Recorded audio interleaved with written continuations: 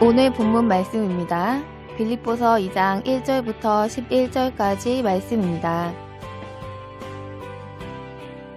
그러므로 그리스도 안에 무슨 권면이나 사랑의 무슨 위로나 성령의 무슨 교제나 긍휼이나 자비가 있거든 마음을 같이하여 같은 사랑을 가지고 뜻을 합하며 한 마음을 품어 아무 일에든지 다툼이나 허영으로 하지 말고 오직 겸손한 마음으로 각각 자기보다 남을 낮게 여기고 각각 자기 일을 돌아볼 뿐더러 또한 각각 다른 사람들의 일을 돌아보아 나의 기쁨을 충만케 하라. 너희 안에 이 마음을 품으라. 곧 그리스도 예수의 마음이니 그는 근본 하나님의 본체시나 하나님과 동등됨을 취할 것으로 여기지 아니하시고 오히려 자기를 비어 종의 형체를 가져 사람들과 같이 되었고 사람의 모양으로 나타나셨음에 자기를 낮추시고 죽기까지 복종하셨으니 곧 십자가에 죽으심이라. 이러므로 하나님이 그를 지극히 높여 모든 이름 위에 뛰어난 이름을 주사 하늘에 있는 자들과 땅에 있는 자들과 땅 아래에 있는 자들로 모든 무릎을 예수의 이름에 꿇게 하시고 모든 입으로 예수 그리스도를 주라 시인하여 하나님 아버지께 영광을 돌리게 하셨느니라. 아멘. 동물들은 서열에 매우 민감하여 동종의 동물들이 만나면 철저하게 탐색하여 서열 정리부터 합니다. 아무리 귀여운 강아지나 고양이라고 할지라도 치열하게 싸워 서열 정리가 끝나면 동물들은 철저하게 정해진 서열대로 움직이고 복종합니다.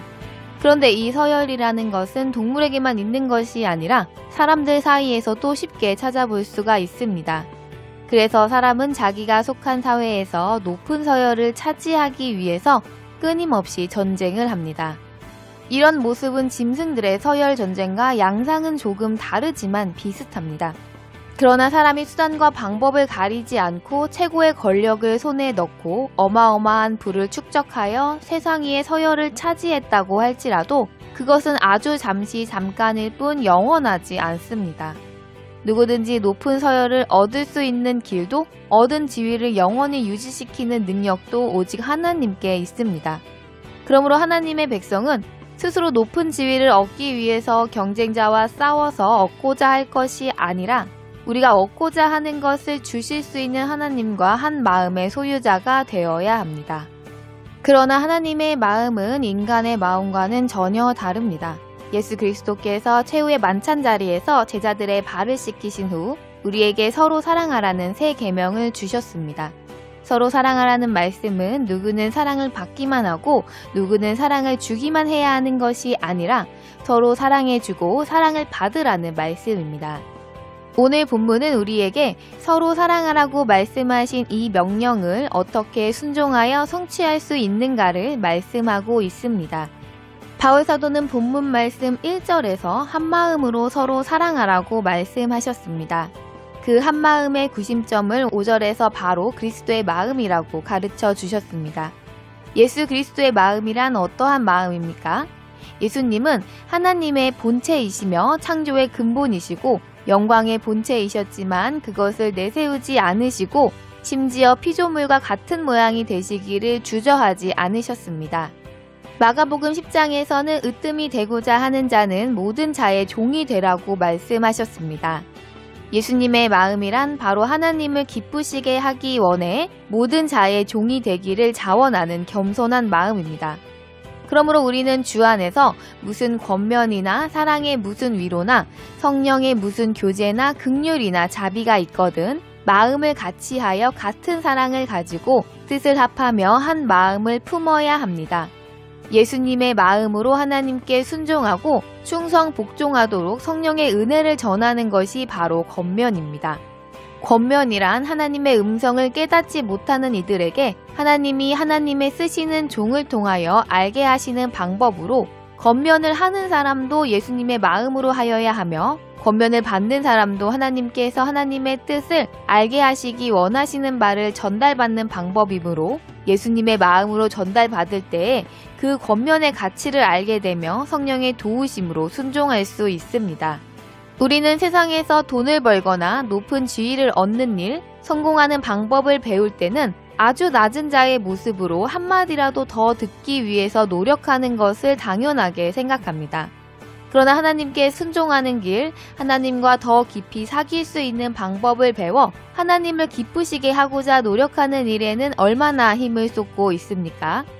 하나님께서 매우 값진 권면을 허락하셨어도 그것을 마음에 영접하여 순종하려고 자신을 부인하지 않는다면 우리는 결국 멸망의 길을 걸어가게 될 것입니다. 히브리서 2장에서 하나님은 우리에게 큰 구원을 등한히 여긴다면 심판을 피할 수 없다고 경고하신 말씀을 우리에게 주시는 경고로 받아야 합니다. 예수님의 마음으로 한마음 되는 것을 등한히 여기는 것은 곧 구원을 등한히 여기는 것입니다. 또한 우리는 성령의 권면하심을 자신의 어떠한 개별적인 신비한 경험으로 받는다고 생각해서는 안 됩니다. 꿈을 꾸거나 음성을 듣는다거나 하는 체험을 해야만 성령의 권면을 받는 것이지 사람을 통해서 받는 것은 성령의 권면이 아니라고 생각하는 사람은 남을 남보다 낮게 여기지 못하는 사람이라는 증거입니다. 사람을 통해 주신 성령의 권면을 무시한 채로 살아가다가 환난을 당하면 고난이 없이는 영광도 없다는 말로 스스로 합리화하며 교만한 마음을 버리지 못한다면 그는 결국 멸망의 길을 버리지 않는 어리석은 자입니다. 예수님께서는 많은 한센병자 중에서 고침받은 사람은 나아만 장군 한 사람이었다고 말씀하셨습니다. 아람 나라의 대장군인 나아만 장군은 한센병에 걸려 엘리사를 찾아갔지만 엘리사가 요단강에 가서 씻어서 고침을 받으라는 처방이 자기 생각에 흡족하게 여겨지지 않아 화를 내면서 그냥 돌아가려 했습니다. 그러나 그는 측근들 심지어 노예의 말을 들을 줄 아는 겸손한 사람이었습니다. 즉 나아만 장군은 비록 자신의 측근이 노예의 신분이라고 할지라도 자신보다 낮게 여길 줄 아는 성품을 가진 사람이었기에 그의 노예들도 그를 위하여서 직언을 할 수 있었고 또한 그 직언을 받아들임으로 약소국 이스라엘에 보물을 싣고 찾아갔으며 자기 생각을 버리고 요단강에 몸을 씻어서 결국 한센병을 치료받게 되었습니다. 나보다 남을 낮게 여기면 그가 하는 권면을 받아들이게 되는 것입니다. 자신보다 신분이 낮은 사람의 말이라고 할지라도 그가 신뢰할 만한 사람이라면 그를 신뢰하므로 그의 권면을 들어 생명을 얻게 되는 것입니다. 우리는 신뢰할 만한 사람을 신뢰할 줄 알아야 합니다. 교만하여 독선적이고 배타적인 사람은 상대방이 아무리 신뢰할 만한 사람이라고 할지라도 그의 권면을 받아들이지 않고 자기 생각을 고집하여 멸망의 길을 고집하는 것입니다. 그래서 엘리사의 시종이었던 게하시를 통한 교훈 역시 매우 중요합니다. 게하시는 신뢰하고도 남을 만한 엘리사를 가장 가까이에서 보필했지만 자신이 더 지혜롭다고 생각하였습니다. 그래서 엘리사를 속이고 나아만을 속여서 재물을 얻어내 자기 욕심을 채웠지만 결국 한센병에 걸리게 된 그를 주목해야 합니다. 그러므로 우리가 허영과 다툼으로 하는 권면과 사랑 교제는 서로를 사랑함으로 인하여 한마음으로 하는 것이 아니라 그저 내가 남보다 낫다는 것을 보여주고 증명하기 위함이 되므로 오직 예수님의 마음으로 해야 합니다. 다툼이란 내가 남보다 더 괜찮은 사람이라고 내가 더 나은 자라는 생각에 의해 일어나는 일이 다툼이며 허영이란 하나님을 높이고자 하는 것이 아닌 자기를 자랑하려고 하는 모든 마음이 바로 허영입니다. 그래서 우리는 무엇을 하고 무엇을 이루었고 무엇을 베풀었는가 보다 그 마음이 어떤 마음인가가 중요합니다. 고린도서에서 바울사도는 각각 자기의 일을 돌아보라고 말씀하셨습니다. 바울사도는 자신을 돌이켜 보셨을 때 자책할 것이 없다고 말씀하셨습니다. 스스로 자책할 것이 없다고 말할 수 있다는 것은 그만큼 자기 자신을 쳐서 복종시켰다는 것입니다. 그럼에도 불구하고 그것으로 인해 의롭다 여김을 받을 근거로 알지 않는다고 말씀하셨습니다. 이런 마음을 소유한 바울사도와 비교해 볼 때 우리의 마음은 어떻습니까? 우리의 일을 돌아봤을 때 책망받을 것이 하나도 없다고 단언할 수 있는 사람은 없을 것입니다. 자신의 지난 일이 책망받을 일이었음이 드러났을 때도 권면의 말씀을 듣기보다는 사람이기에 어쩔 수 없다고 핑계를 대면서 예수 그리스도와 바울사도의 삶은 주목하지 않고 세상 사람들, 즉 죄인들의 삶에 끊임없이 시선을 고정하고 있지는 않습니까?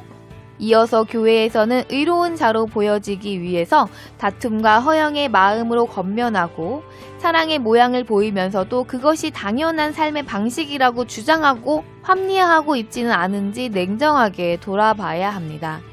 우리는 예수님의 마음을 품어야만 이웃 사랑하기를 내 몸과 같이 할 수 있을 것입니다. 예수님의 마음으로 이웃을 내 몸과 같이 사랑하는 마음으로 서로 권면하고 또한 서로 받아 함께 멸망의 길에서 돌이키게 하시는 하나님의 말씀에 순종할 때 온전한 주의 자녀로 자라게 하시는 은혜가 늘 풍성할 것입니다. 우리가 예수님의 마음을 품게 하시는 은혜를 구하는 자녀들임을 하나님께서 보시고 은혜를 베풀어 주실 수 있는 길은 오직 예수님과 같은 마음으로 하나님의 말씀에 순종하는 길뿐입니다. 그 은혜로 날마다 성장하고 장성하여 하늘나라를 상속받으시기를 바라며 주 예수님의 이름으로 축복합니다.